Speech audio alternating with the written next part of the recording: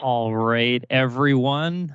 Now I think everything's working for the remote folks. Perfect. Thank you, Olivia. So recording is started here. So I wanted to welcome everyone here. This is our first in-person event since the pandemic started. So I'm super stoked to be meeting in person with humans. And as well, we've got our first hybrid events. We've got our remote folks as well. So thank you very much for joining remotely. So just wanted to give first we'll start if I can figure this out. Yeah. So yeah, couple of housekeeping things first, and then we'll get right into our fireside chat. So first of all, we're presenting from the unceded territories of the Squamish, Musqueam, and Tsleil-Waututh nations. So just wanted to take this opportunity to thank them for caring and continuing to care for this land where I live, work, and play. I look forward to doing what I can to limit my own impact on this beautiful land. For those of you joining remotely, if you would like to give your own acknowledgement, feel free to paste it into the chat. So agenda for tonight, we have our speakers of the evening. So we got our fireside chats. We got Jarell and Eric. So it should be about 45 minutes for the chat and plenty of time for question and answer. And yeah, we will be recording this. We'll put this up on the Venue YouTube channel at the end.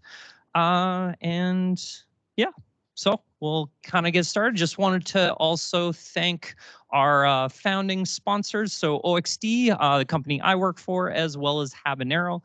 They started Venue way back probably around 2008. We've been around for about 14 years or so operating in Vancouver, which is super awesome. So yeah, thanks to our founding sponsors for continuing to support the community. And so to dive in, here is our talk. So how to be a mentor and why we can't help you. So with that one, have you ever thought of finding a mentor? Ever thought of being a mentor? It's frequently mentioned in business books, articles, and podcasts on career growth, but is sometimes avoided due to a variety of completely unsurmountable reasons. It doesn't have to be scary. It can actually be a lot of fun. So a healthy mentoring relationship is much more than just meeting someone who gives you advice. It's an organic relationship where the benefits and efforts flow both ways.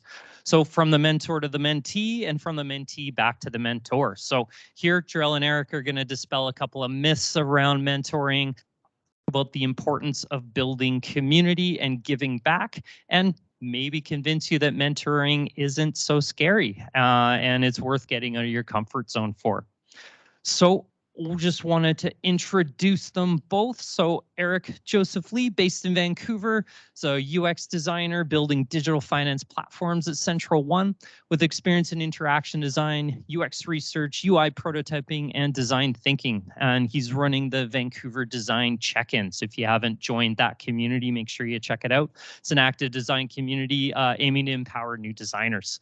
So Eric founded the first UX club at SFU, led a team hosting Canada's first UX hackathon, and worked as a design lead and product designer at startups. He's also taught UX UI design to over 400 students worldwide. And to his left, Jarell Alvarez. So Jarell is a product designer and career coach based in Vancouver. He's worked at companies like Copperleaf and mentors at ADPList, BCIT, and Pathrise. Jarell founded the Vancouver Design Check In, connecting local designers during the pandemic. So now freelancing, he hosts the podcast Design Doesn't Exist, does photography and videography, branding, and pursues other creative design work. So let's all give them a round of applause to get them started here. There we go. Awesome. And without further ado, I'm going to hand it off to them. I'm going to be lightly facilitating, but not really. It's more about a fireside chat so we can learn everything we can from them. Thanks, Dave. Yeah, thanks, Dave. So make sure you turn your mics on because that's how the audio gets to our remote folks here. Should be on. Yeah. A little bit higher. Yeah, thanks for One UE for having us. Yeah. Um, yeah, when we actually got started on this chat, this idea, Dave and I went to a winter mingler at Van UE, and then Dave suggested that, oh, what's the mentoring like? Because he's seen me before and I've attended, so it's like, oh, these are kind of those aspects, and then it's like, oh, maybe we should kind of do something around that area because I don't think it's as prominent in Vancouver. I don't know what you think. It's definitely growing like worldwide. I feel like mentoring is definitely, especially in design space, it's becoming very, very common, especially for new designers and young designers are all. So people in Vancouver, I think you and Ryan and other folks were like spearheading the new generation of mentors in Vancouver initially, especially with the pandemic. ADPList came out, so that set the standard. And you were one of the first people with the community itself as well to start that. Yeah, it was so funny with ADPList. I joined, and then I only noticed there were like 3 or 4 people. And so, if for context, ADPList has, I think when I joined, there were 400 people in there, and then they've catapulted to like 20,000 mentors worldwide. I got us to get the community partnered with them very early on, and then I actually didn't want to be a mentor at the time. Um, so I was speaking to Winona. She was the, I guess, COO at the time. And then we just had a chat, and I reached out to her. I was like, oh, she's part of this community. Like, I want to get involved with her. I want to like partner with her. I messaged her like in the September, and then she didn't reply to me. So until like the December, it's like, oh yeah, let's chat. I'm like, okay, sure. So we started talking, and half an hour of me like, oh, I'm just gonna promote whatever, blah blah. It came to us laughing, like joking around for 2 hours. We were just having such a good time. And then at the end, she's like, you should mentor. I'm like, nah. There's like, no, no, no, no. And she's like, I'm like, there's so many people out there that like are way more experienced than me. Why would I do it? And she's like, I'm like, you know what? All right. She's like, I'll talk to Felix for you and get you in. I'm like, okay. And then I remember after that, I was like, wait a second. Why wait? Why do I have to wait for her? Why don't I just do it myself? So I went into Felix's like Felix is the founder of ADPList, and I went into his Calendly and to his ADPList mentoring, and I just booked it. The only day that I could do it was on Christmas Day, right after dinner with my parents. So right after dinner, I was on my mom's bed for like 2 hours talking to him. You gotta hit the opportunity when it comes. And then he approved right away. And then he's like, yeah, come out to Singapore whenever, and we'll just like hang out. It's like, okay. And then that's kind of how that worldwide kind of thing started. What did he talk to you in those 2 hours? Like, were you expecting it to go 2 hours? No, it never hits my expectations. I don't remember, honestly, because it was like we were just talking about a little bit what he does, about the community over there, and then and then it kind of just like we just chit chatted. I don't know. When did you get into it? When did I get into mentorship? Yeah. For me, mentorship. So back when I was at SFU studying their School of Interactive Arts and Technology, their CAT program, I was not sure what UX was. They taught us a few things here and there, principles and concepts in human-computer interaction. And suddenly there was a club at SFU that taught like skills that people don't usually learn in universities and school. UX was one of them.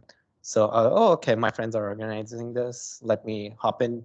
Like the person, she was like, she was already did all the research, one of the first youngins trying to get into UX in her own way.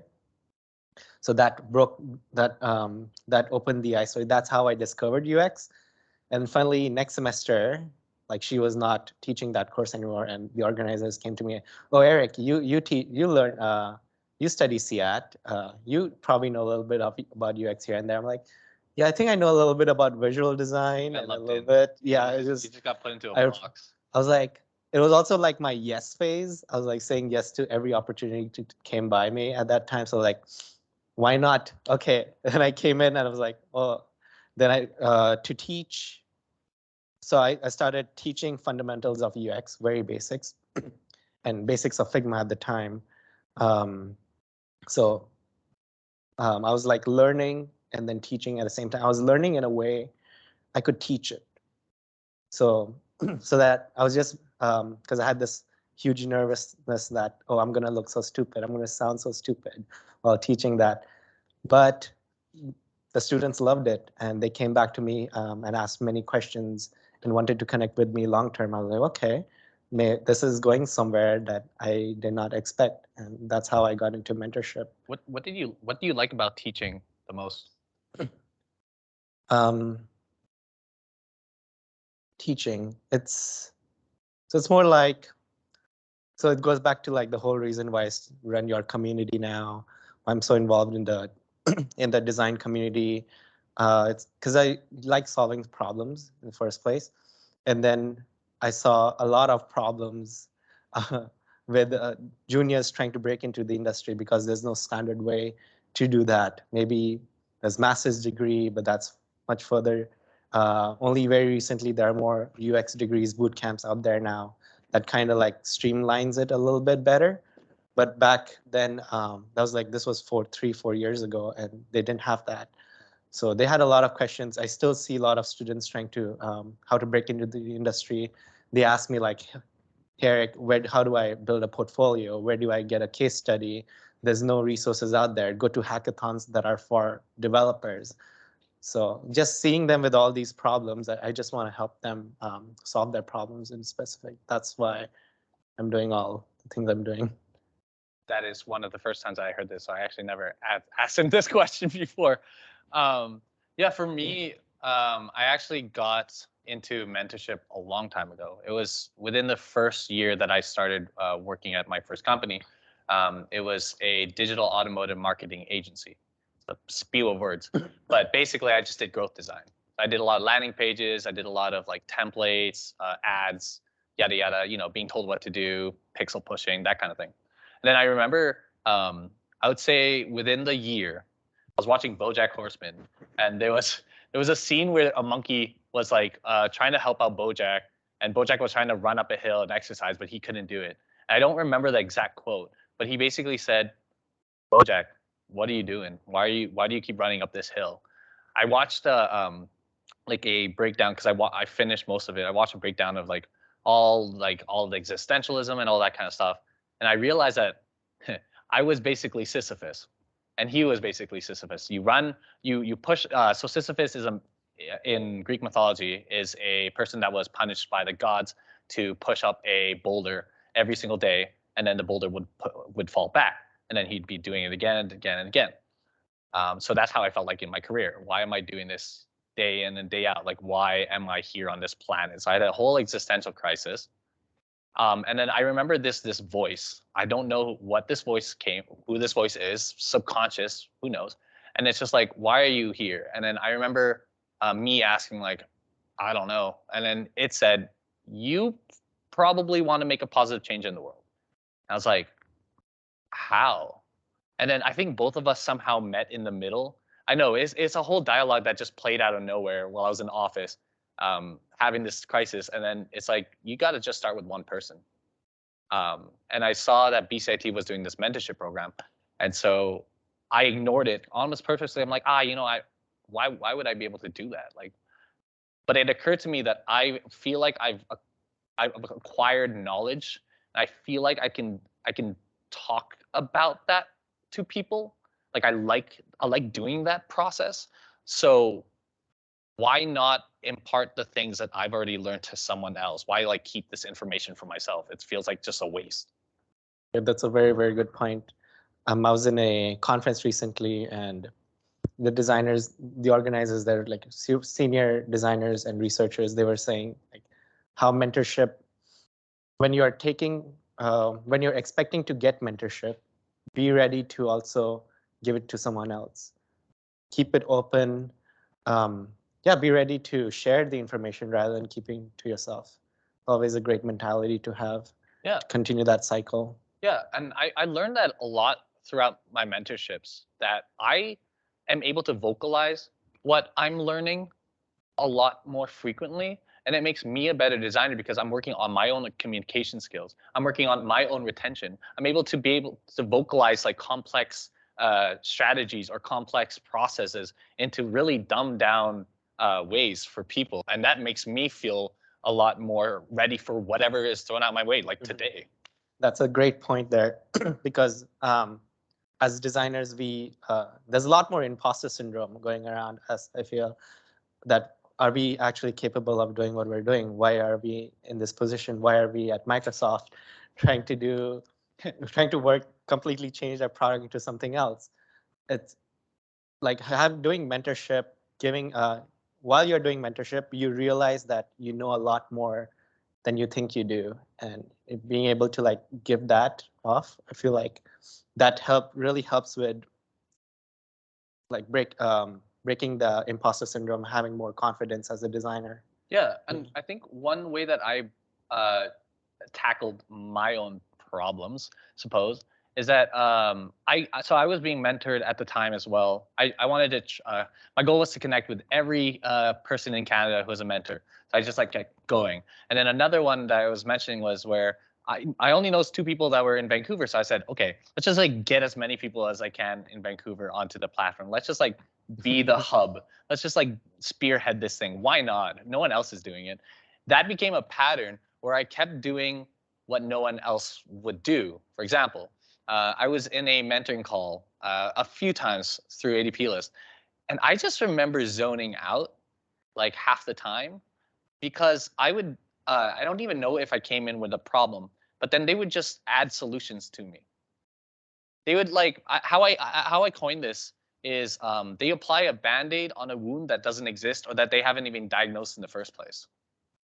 That's a very good point you bring in there. It's like it's like first step of design thinking like in our design process, like figure out the problem is actually exists or not. And then is it a symptom or a root cause? Then you go in. Then it's same like for mentoring in a way. Yeah. That's why I always start my mentoring sessions with like, tell me your story.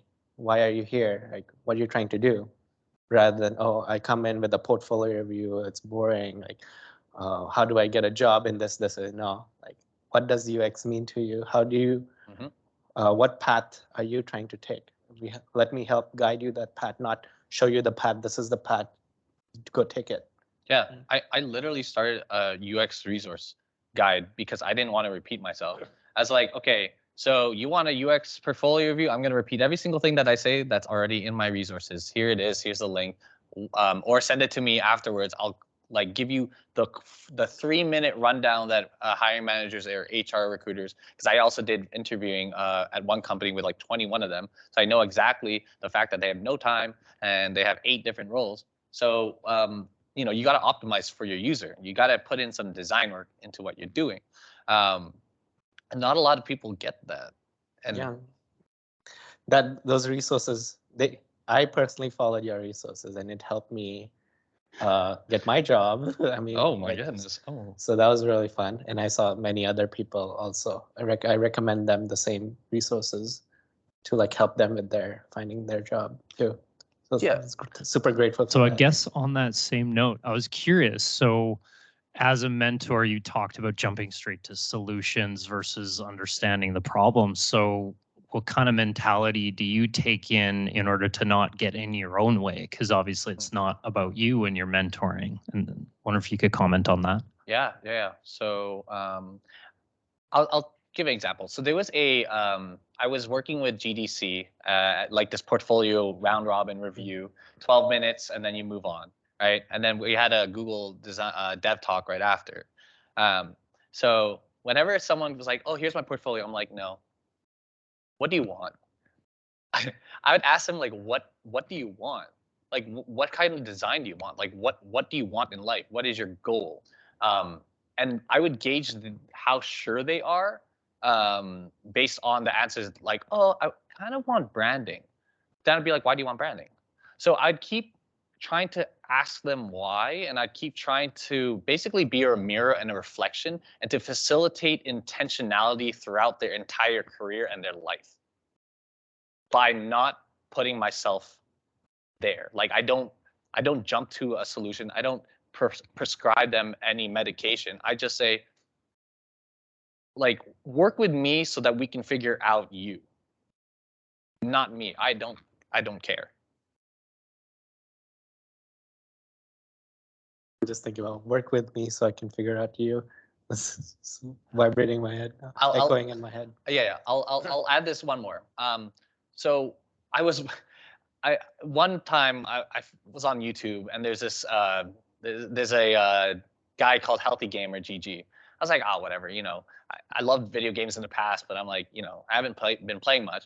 And then I checked out his podcast, and he's a therapist who would talk to streamers. He doesn't prescribe anything on there, but I've always had troubles asking questions because I'm always scared of digging, or scared of prying, or scared of like hitting something. I listened to almost all of his interviews, and then I start to figure out how he does it. And he just finds some words that they say, ask clarifying questions on something that's not clear. And then to tie it all in, Freud says, which is the godfather of psychology, is that people, when they talk, they can solve their own problems. So get them to speak.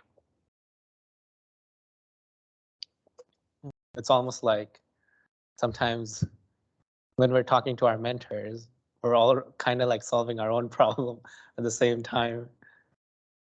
Because we face something similar. We're trying to tell ourselves, well, we're trying to tell the mentee.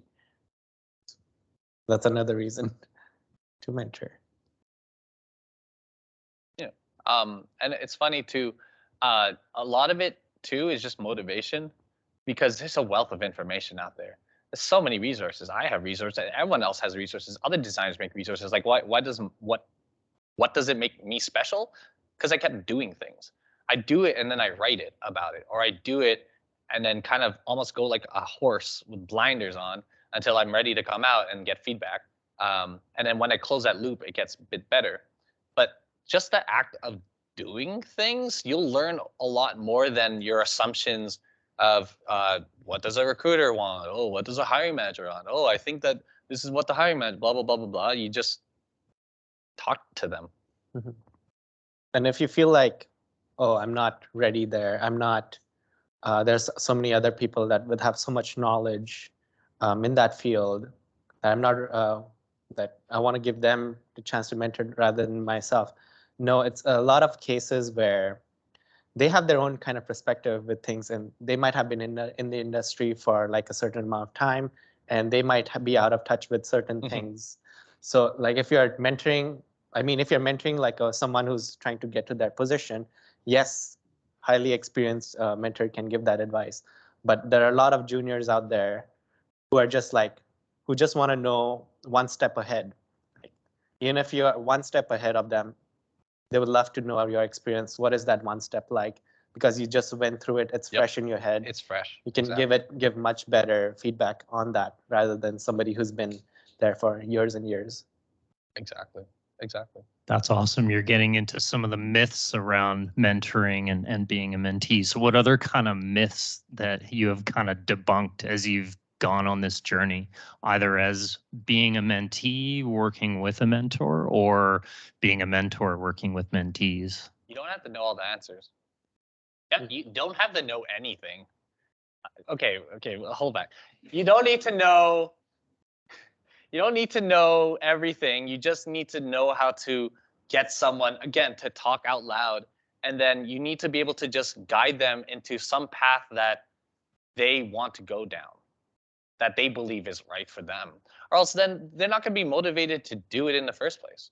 And when you're being mentored, you need to have, I was talking to Dave about it, but you need to have a agreement. You need to have consistency. You need to meet at a regular basis. You need to define what mentorship actually means to both of you, right? And usually it is a two-way road in which both of you are gaining experiences from each other. Usually one person should be leading, which is actually the mentee. The mentor is just there to be like, okay, this is what we should probably talk about based on what you're saying. Two things there that you mentioned. One is about consistency. The other one about the mentee leading it. I would like to talk about the mentee leading first because that's smaller, that's shorter. Yes, Yeah, a lot of times mentee comment like, oh, they expect the mentor to lead to them and show them the light. But no, you just sit there. You don't have all the answers. You can't like you can't give them, oh, this is the path, and like, dude. I've had like people, students that come up to me, do you have any tips on getting into the industry? And I'm like, So big in general. Everybody has their own way. yeah. I mean, I'm pretty sure like some of us, like all of us are different in our own way, how we broke into UX. So, yeah. Yeah, About consistency. Mm. I think you have a lot more you can talk about there. Well, what are your thoughts on it? I mean, yes, there's a lot of one-off. So a lot of the times, especially ADPList, I've had like almost 30, I've mentored 30 people on ADPList. And I'm like, hey, I would love to hear your journey. I would like to see your journey, how it goes, and feel free to reach back. Like, yes, I'll reach back. I'll get back to you when I have this ready and have that ready. And then I never hear from them ever again. But sometimes I see like snippets of like they got a job on LinkedIn. It's nice to see that, okay, yeah, I kind of helped them, but then they don't reach back to you. I mean, some of them I even met in person are like, oh, hi. I was there for that. And then they run away. I saw this. But no, so like long-term mentorship versus short-term mentorship. Yeah. There's a lot. I mean, let's So- break that down. Yeah. So short-term mentorship, you meet someone skilled. Maybe you meet someone today. You say, hey, want to have coffee next week? Great. You have coffee. It went well. You learned something. They learned something. Now what? Probably even during that conversation, I'd be like, can we meet every month at this same spot? Like at the same time? I'll put it into your calendar. Like, what's your calendar? So make that process easy for them. You don't have to have a full agreement, but in my career coaching, I usually have a discovery call. We talk, see if it's the right fit, see if, again, I don't want to just apply a Band-Aid to a wound that doesn't exist. And then I get to, okay, what kind of problems, what's your timeline, how consistent do we need to go? And then we hit the ground running, just based on, again, their timeline. So that's a bit more of the formal process, but the informal process of getting a mentor or mentoring is meet like once a month, or if you do talk just once, message them. Put a calendar reminder 3 months from now and be like, ask them how they are. That's all they want. Mm-hmm. Most of the successful mentorship that I have seen, I've noticed, is definitely more long-term. I was talking to lead designers at SAP, and I feel like SAP has a really good culture there to cultivate junior designers. They have a lot of internship opportunities. A lot of SFUs, my CAT program students go there, intern, and they go amazing places after. I was talking about like, why do they do this? How does that happen? And the lead designer told me like how she was mentored by this person. I mean, like she was working with this person for a while, but like only after a year is when they really connected and like had this long-term guidance and mentorship that really solidified her position into, yes, how UX solidified itself in her life through that long term, because she's getting constant talks, guidance, not just as like a mentor-mentee relationship. It's more like friendship. Like I know a lot of, we know a couple who's like a lead designer in his own way, super experienced, and they're married now. The wife, she was trying to break into it, and how he guided her mentorship. It doesn't have to be too far like that. You don't have to get married to get mentorship, but just you might never know. You might just have a long-term friend from it, and that really helps. Yeah, like I mean, I've been on the burn side of the non-long-term part where I've had someone come to me. I helped him out so much with his own freelance. I probably shouldn't have done that, but I like looked at all of his work. I was like helping him out so much, and then a year and a half later, he's like, "Oh, by the way, I'm negotiating with a company right now, and can you help me out and like help me out with pricing and blah blah blah." I'm like, we haven't talked in a year and a half, and then you kind of come to me on my wedding date. No, thank you. But you come to me and then you don't even ask how, anything. You just you want a transaction because I've helped you in the past, and there's no foundation being built. Another thing that kind of bugs me is that I talk to mentees where they've had like 30, 40 mentors, but they don't have like one that they establish, or like, so you get so much perspectives from 30, 40 people. Then where is your perspective at? Where are you going? And what are you doing that they need to keep corralling your path? Like, there's just so much perspective. You should just be doing things that they tell you to do, and then check in with them. Like, that's what I think. Then there's also something about like, oh, we are busy ourselves. We don't really have the time to commit long term to a mentor like that. And I faced that personally. You probably have as well. What would you say about that? Yeah, for having like a long-term mentorship, or yeah, I feel like a lot of us who's new into mentorship are afraid of having long-term mentorship. It is daunting. I'm actually kind of going through that right now. Met someone who joined the community. He has 25 years of experience. He'll be on my podcast soon. And I was also like, oh man, I wanted to ask him the question, the big old question, like, will you be my mentor? And I still haven't, but it's still in the back of my mind. And I'm planning to do it eventually, because we did the podcast. I still want to check in with him. He wants to work with us and do like other panel things. So it is a symbiotic relationship, but I think it is honestly daunting. Like, I've been burned. I went to one event. It was run by GDC, and this guy was up on the stage and he was talking about mentorship, and he was talking about how he had he had 30-minute coffee chat every single week. And then I messaged him that night. I said, hey, want to grab coffee? He did not respond to me. No, that's fine. That's similar to like how you were giving a panel talk or online. And then I reached out and I said private message like, hey, what's the community? What's up? And he completely ghosted me. But we reconnected after, so that's fine. I swear to God, Eric, it must have just gotten. I'm sorry. But going back to so you were talking like you have so much experience like now mentoring. Yeah. And now when you're asking for mentorship, it's daunting to you to ask for that. Yeah.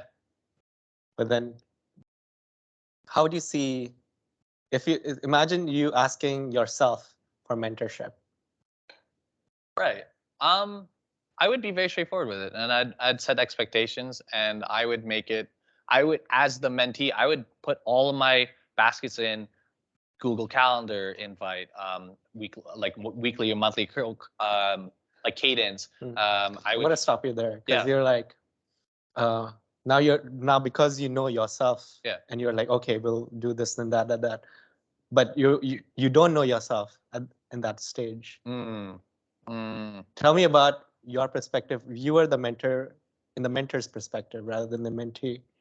How would you like hear if you yourself come to you and like ask for mentorship?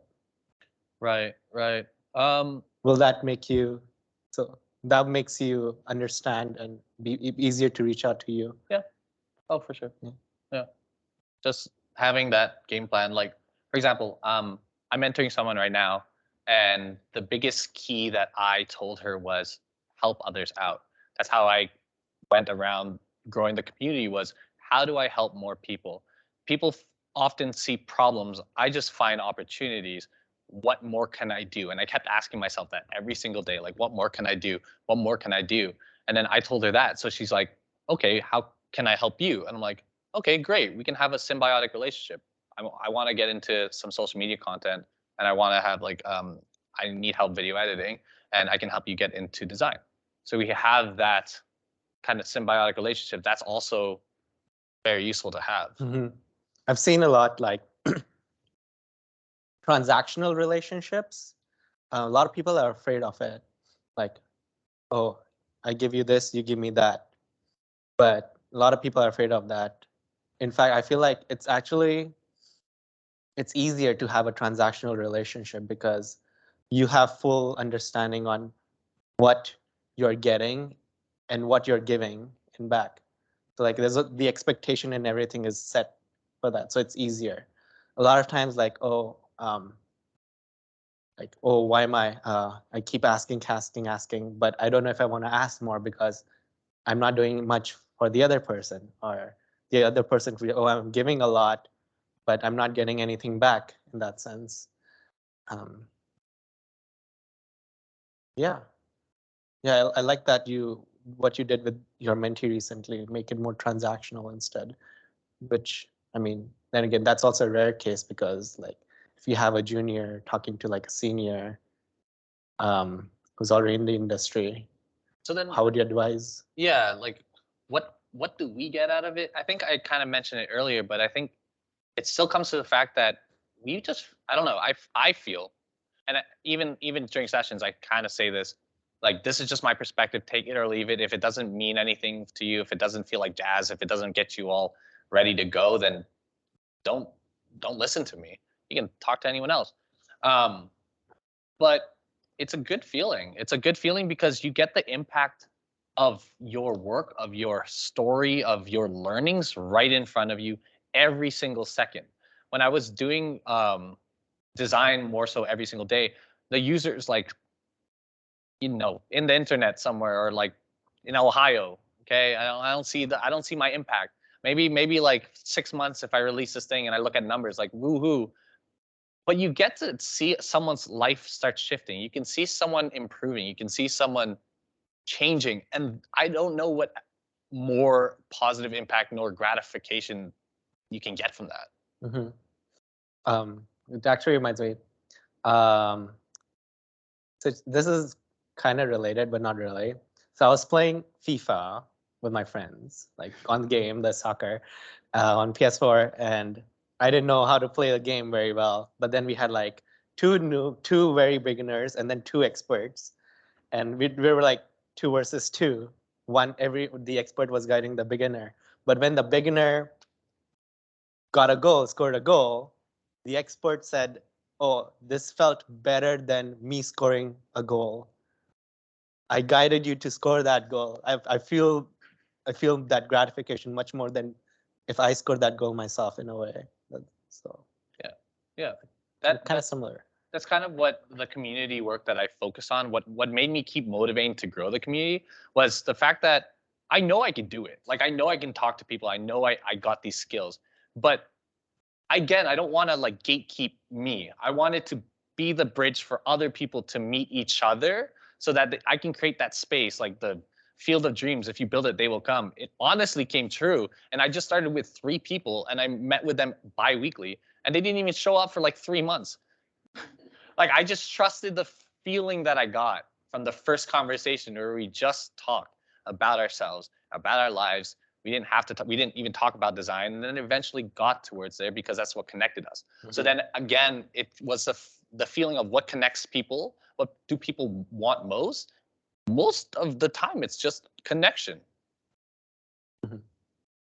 So I guess on that point, what is the biggest difference between kind of showing up and participating and giving back in community versus sort of like giving up or showing up in a mentoring relationship and having that back and forth? And what are the benefits to both, as you've both been building this wonderful community with Vancouver Design Check In? I can speak on the community part. Go for it. So the community, it's like, first of all, Vancouver is very known for a place to be cliquish. A lot of people are afraid to talk to each other, like say hi. Everybody's in their own bubble and everything. But when I run the events at this community and put people in together, so with UX designers, so when it goes back to like the first time we held an in-person event, official in-person event, we were expecting, okay, how do we get people engaged to each other? How we prepare questions and everything. But once we have like those 50, 100 people in a room, we didn't have to do anything. They just went ahead and start talking to each other. And everybody was happy, everybody smiling, everybody was connecting. People of different backgrounds, different culture, they were just connecting and uniting under UX or community, which I've not seen in Vancouver. That was a very interesting thing. So with that, just showing up to these events, you are like putting your presence felt by other people, real people out there in the community. And these people sometimes could be somewhere higher places for years to come or wherever places. And if you are there, if you show up, they might recognize your face and remember you. And in the next time when you are in a design conference, a big different design conference, or like maybe you're trying to get a job, or maybe you're trying to do something else, that, oh, I remember you. Oh, we have something to connect. And like you go from there, and you're not, at that point, it's not just like a business relationship. It goes beyond that. And then also the mentor-mentee relationship is, I feel like, also similarly pushes towards that. Like, you don't even have to like go to events to talk to people. You just have to show up. That's the first step. That is exactly what I kept driving home. I don't know if I said this enough to people, but the concept of showing up is so powerful for how the community grew and how you should do for others. So if you help others, they will show up for you. And like 6 months later, I've had people come up to me and be like, oh my God, what do you need help in? Or, hey, by the way, you really helped me with this. Like, thank you so much. I'm like, I just like showed up once, or like, showed up, was there, smiled. Like, even with the energy that people felt when they got into Brain Station, we did that. Like, I feel like all the work that we were doing, just uniting people, breaking down the silos, making sure that, as me and my friend Max, who was super early on, we said that like we don't want it to have a place where you have to bring your coworkers because you feel so awkward about breaking into little silos of groups, or having someone ice break them. So, oh, you're alone. Let me like break. I wanted everyone to kind of know each other already. So that's why I kind of set up like donut chats and coffee chats. And then pseudo mentorships began because people asked for help or they helped others. For example, there's another community that I joined, and I didn't know what I was doing there. Absolutely no clue. There's people yabbering on about X, Y, Z. But the thing that I noticed was that nobody was helping people who needed portfolio reviews. I'd spend 5 minutes, go in there, look at the portfolio, put in some bullet points, send it. They'd be like, oh my God, thank you so much. Thank you so much. I'm like, that was 5 minutes. That was five minutes of work. That was literally 5 minutes. And that person is so grateful. Why is no one doing this? This is great. Like, just show up. And then people start, and then I was getting involved in user testing, and I was starting to get like involved in other things, and then people were helping me out. It just became this, you just keep doing it. A loop of giving back. Yeah. Awesome. Show up, be brave, give back. Love it. All right, we're coming up on the end of 45 minutes. That just flew right by. I wanted to just get a show of hands before we open the Q&A. Who here is, like, we're drawn to this event because they were curious about being a mentee? If it just show of hands. Cool. And then who came to this event because they were curious about getting into mentoring, and that's what kind of drew them? Okay, roughly like 50-50. All right. That shapes my question.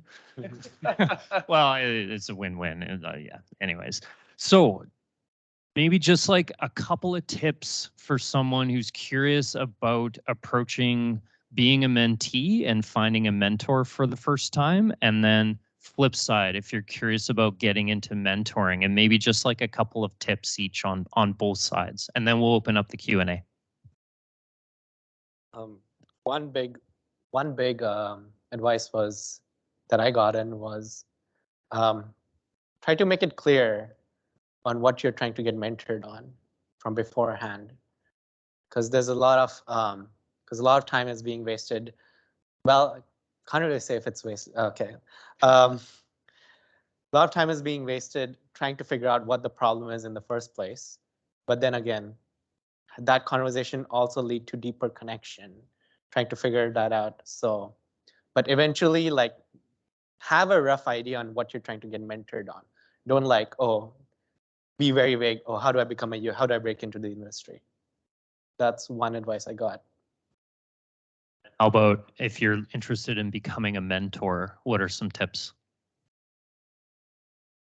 Be patient, listen, ask more questions, then answer them.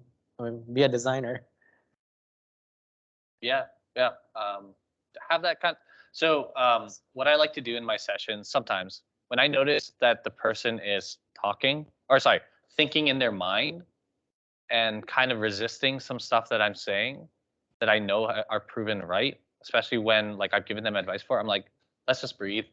Let's like do a little meditation, or if you don't want to call it meditation, like empty your mind, because we have so many thoughts running around in our mind. And then when you're getting like when you're getting feedback right away, you feel defensive, or you feel like your vase, as I like to say, your vase is full of water. And so how can you put water into that vase? It's just going to spill over. So you have to empty your vase, let someone else pour water into it, and you will have a lot more to learn and to gain.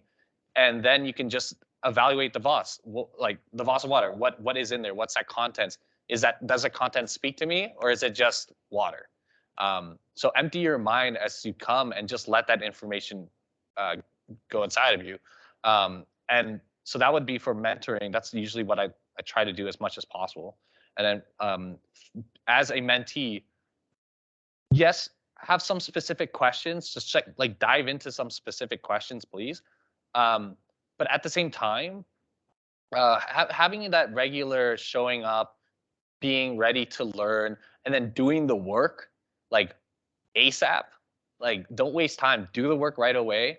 If you feel like you got overwhelmed, I always tell people, go on a walk, just do something, do nothing, go do some dishes, and then write some stuff down. Let your subconscious kind of do its work, because your subconscious starts to fill in the gaps, fills in what you think is right, and then write it down. And those are your next steps. I'm not going to tell you exactly what to do, but I'm just going to guide you to a place where you want to go that makes sense for you.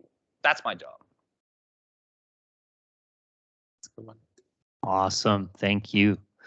Okay, let's open it up for Q&A. I want to check in with Olivia. Have there been any questions from the remote folks? There is one already. Let's start with that one. And yeah, for the lovely remote folks, if you have questions, make sure to type it in the chat, and Olivia can bring that up. Yeah, for sure.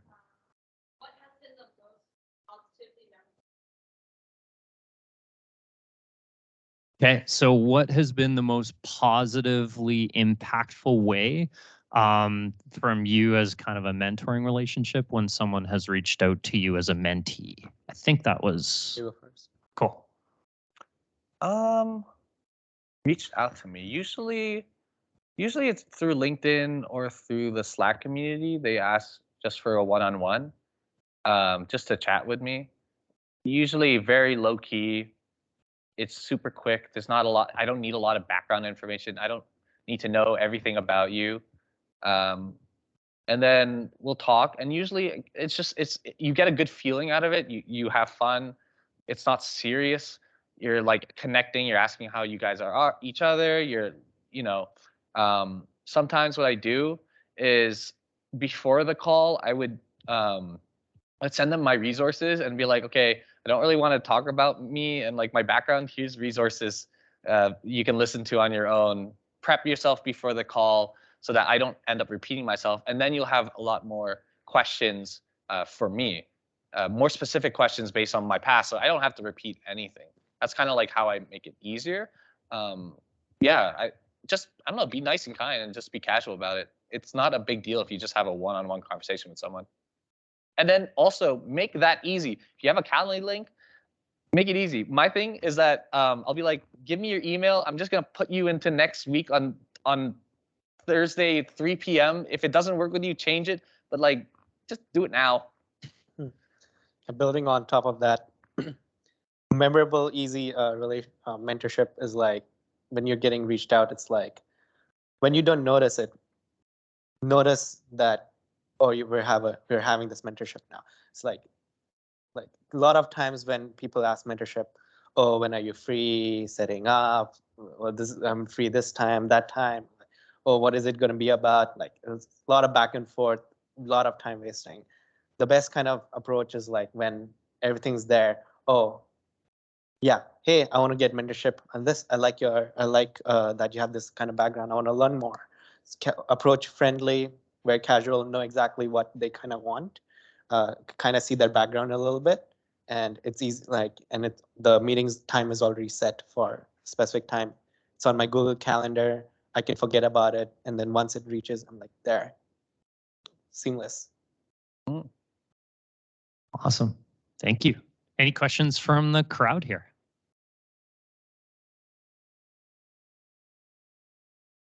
All right. And I'll have to just repeat it just for the folks remote. No, all good.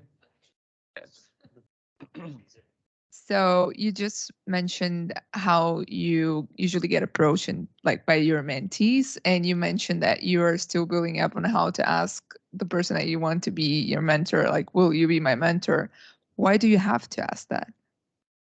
If you can continue showing up and then build a relationship and then ask, for me, I see it more like dating, because you need to change, okay, let's go for a coffee or something, let's chat, then you talk about your problems, then you seek advice, and you keep building that, and of course changing, like you mentioned, and then eventually you're okay, you're my mentor, right? What do you feel about that? Do you think that's not the best course of action? No, I really like that approach. Maybe I'm more hesitant just because I just have different departments going on in my life. As I said, I'm juggling different things, and so I guess having just a UX design mentor, that's specific. I'm not even doing it kind of right now. I'm just working on my friend's consulting company, and he's going to make a product out of it. So but what we talked about, our first meeting, was just about decision making, which is one of my biggest faults. And we talked about that. So we mostly talked about more skills around design. So sadly, I probably will talk to him in a bit when I feel like I need him. That's not a good feeling to have. So now I'm going to text him after this and be like, okay, hey, want to chat next week and just catch up. And I want to talk to you about my progress. I want to see how your kids are at, what you're doing, and just have a more informal conversation. I really like that. I really like how you compared it with dating as well, because it's like when you tell a person, a stranger, hey, let's go on a date. Oh, pressure, oh, how am I gonna dress up, but what's the expectation and all that. Oh, versus hey, let's grab a cup of coffee, let's hang out. Oh, let's talk. Okay, and then I want to talk about this with you sometime. Okay, the objective is clear, seems casual, and I like that. Yeah, I really like that approach actually. Thanks for mentioning that. The one thing that for me works the best, because my mind goes everywhere a lot of the time, having it in my Google Calendar on a monthly cadence makes me not think about it at all. So that's the one thing that I would just add. Can I maybe I'll just ask him hey, can I have a monthly chat with you? Maybe that would be as casual as possible. Yeah. Can we just chat? And then it would be a more fun, casual atmosphere. I like it. Awesome. Any other questions from the crowd here? From online? Oh, there's one right here. Hi, thank you for your talking. It was very good to know. So I sometimes get some questions about how to use Figma, or very how-to stuff, and I feel as a designer, it's something that you can Google and you can learn from internet. And I always tell them, but they still ask me those kind of questions, and my question is have you encountered those kind of situation, and how do you respond to those kind of questions? Because I really want to be I really want to help them, but at the same time I sometimes feel overwhelmed about that. Your UX resource list, maybe. I had a mentee come to me and ask about, oh, you know about auto layout? I'm like, yeah, I know about auto layout. Oh, can you show me how to use auto layout in here? She literally pulled, okay, we grabbed coffee and she pulled out her laptop, shows me her work, and like, oh, I wanna try doing this like this. I'm like, oh, it got really, I don't know. I was like, wow, what do I do? Okay, I was like, I tried to do this, try to do that. Oh, forget it. Let me just show you how to do it. But then I made sure to visibly tell her like, oh, I don't usually do this. I can only tell you how I experience, how did I learn how to use this specific tool. But like next time, please like ask something more reasonable, not like. I guess this Let me gets do your into work the for you. title of the talk today in terms of like why we can't help you, the Mhm. difference between kind of doing someone's work for them versus enabling them to learn. Yeah, like you gotta teach a man how to fish. You just can't go fishing for the man or person, right? So Sure. usually it gets down to, as I said earlier, I don't look at the portfolio, I close it, and I say, what do you actually want? Or vice versa, you want some help, okay, go do this activity. Come back to me when you're ready. Like do the thing that you're asking through Google. And then like I would try to preface that even before we talk, or through ADPList, you can have questions like asking what are the objectives like beforehand. So I make it so that what is your single objective? And then I'll DM them and be like, oh, like what kind of help do you want? Please be more specific about it. You need to just request one thing, and it shouldn't, as you know, otherwise just have a repository of tutorials that you can just send their way. And then let them do it. I know that's yeah. I no. Got another one over here. Okay.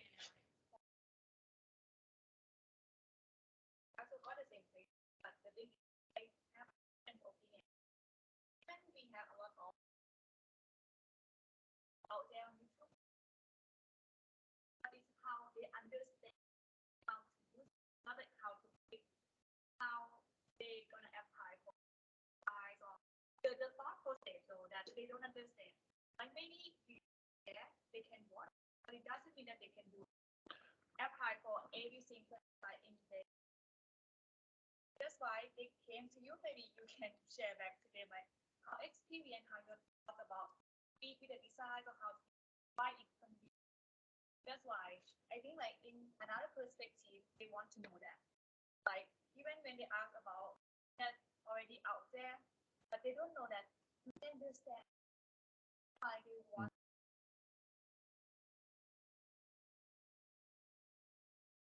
That's like any situation. I think like about it's not about business, but it's about they want to from it. So I have like a repository in my head of people that I know, and so I just tell them to talk to them instead. Like seriously, I told you at the start, I don't know everything, but I know people who know everything about something that very specific things, right?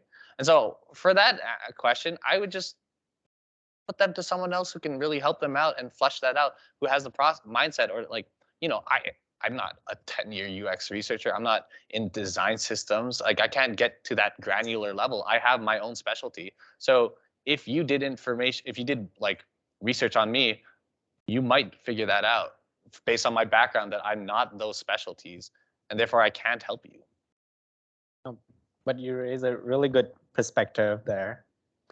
Appreciate you giving that perspective. It's yes, they come and seek that specialty and experience from you, get that help. But there's also like, don't just give your work to them, like have a mentor, like literally do your work for you. Go with an idea and perspective that, oh, they'll teach you in a different manner. Yeah, and then I was no. So one other thing, like for example, the UI, or for like all these like kind of, I consider it more minutia kind of things, the day-to-day clicking. Those are subjective. Like some of there are rules for sure, and you should learn the foundations as long as you, and you can judge that in like a second. But that's just like, I've done that before where I just stare at the screen and I watch someone move some pixels around, and I'm like, but that's not what the value of design is. The value of design is providing some value to the business itself. If you're getting so stuck on just the minutia, you won't be able to get past the point to where you're actually providing value and you're actually asking the right questions and you're actually doing the research that is necessary to actually make change, not just here's a box.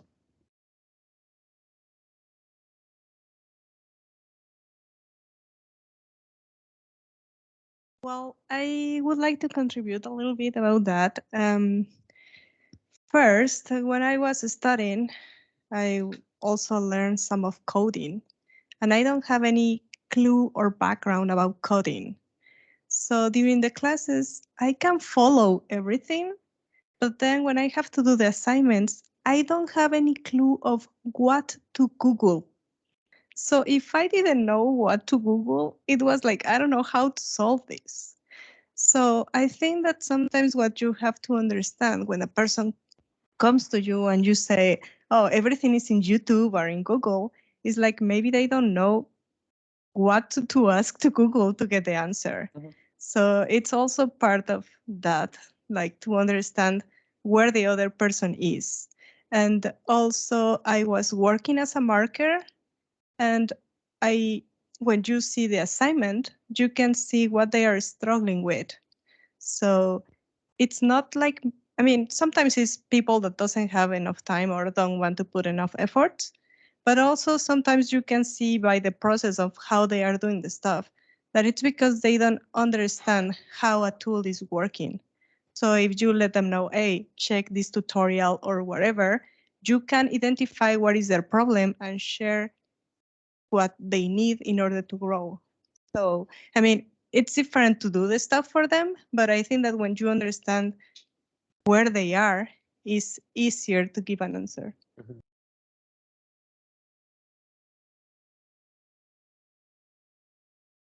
Awesome. Any other questions? We're right at 7 o'clock. We got lots of time for some mingling afterwards. Olivia, any other remote questions? Thumbs up all around. One question at the back here. Oh, I'll just put this in here because we got our remote folks. Don't want to forget about the hybrid. Hi, I just want to ask if you guys usually have a criteria of the mentee that you're accepting, because we all have like limited time and resources, right?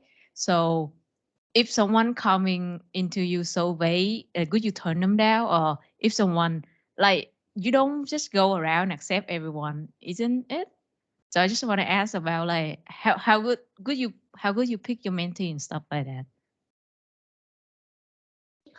That's a good question. Jarell is very open. He accepts everybody. Wait. Whoa, that's an assumption. So I don't accept everybody, but I usually accept the person that will show up a lot, that is very responsive. So I do have a bit of a checklist. Like, are they responsive? Do they check in with me? Do they message me first? Like, how intent are they into making this relationship work? Did they make the calendar first? Did they make this process easier? Like, when I talk to them, what are they doing afterwards? It's more on them because I've been doing this. I know that I bring, like, the relationship sometimes becomes unbalanced when the mentor has to do more work, like making notes for them or giving them all of this stuff when they should be doing it in the first place. So it's a bit of a gut feeling and a bit of a chemistry thing as well. And then how much do they show up? Yes. How dedicated they are. How badly do you think they want that mentorship? There's like when my company was hiring for a designer junior role, it had 100 of applications, out of which 40 people started messaging me on LinkedIn. Hey, I saw that you have an opening. I would like to know about certain experience. Like, can you refer me or something? Like, no, because well, you're not. And then there were also some that like really, oh, hey, I would like to know experience. I was like, okay, and then I would like give them a blurb, and they were like, okay, thank you. Like, leave. I'm like, okay, that's a little weird. And then there are also people like, oh, hey, I really like what you're doing. Like, can you tell me more about this? And then kept asking me questions. There's like a little back and forth and see how they really are interested. So those are the people that I actually referred to the company. So similarly, I would go back to how to take a mentee. Yeah, you basically sometimes you might need to put in roadblocks just a little bit. Like don't say yes to everything because I don't. Sometimes you just make it a little bit difficult, just a little bit, just to see how badly they want it, and then again, it should come back to what are they going to do to make this relationship work, especially again if you've done this a lot in the past, or if you have different things you're juggling, like how much do you value your time as a mentor as well. And as a mentee, don't expect to get a yes all the time. Yes, I'll be a mentor. Like you'll get a couple of no's here and there too, but that's fine. I feel like rejection is normal. In all cases, rejection in job posting is also normal. So normalize that as well. And probably at the very least, you'll get like one coffee chat. And then, you as a mentee should probably like, again, get that relationship going if you really value it. I'm talking to myself as well, so. Awesome. Well, thank you very much. Let's give them both a big round of applause here. Thanks for coming and listening to us talk nonsense. Yeah, so if people do want to get in touch with you with questions, not specifically to be mentored by you or that sort of thing, would you be open to just passing on some contact information and I can send it off to the group and everything? Yeah, Yeah. for sure. Awesome. Our LinkedIn, that's one. And you can join our community, Vancouver Design Check In, if you join our community and reach out to us directly Raise there. the roof, repping.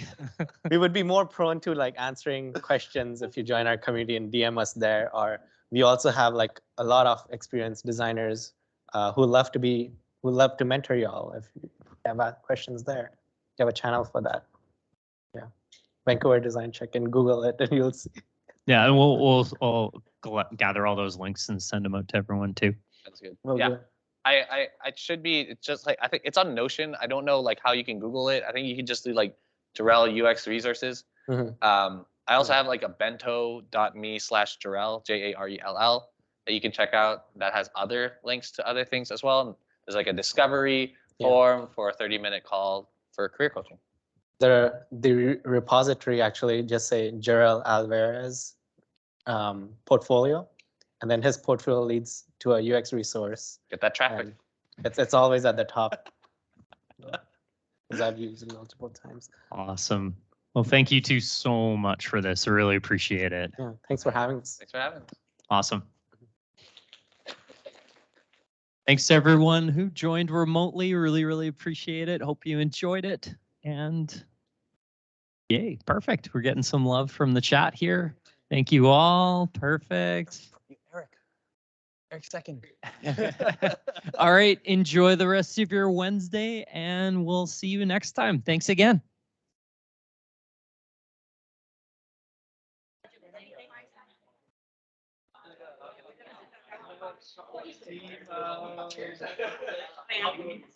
Well, you want to be Just want to pick just to pick the brains and see some insights about geography, what they're looking for.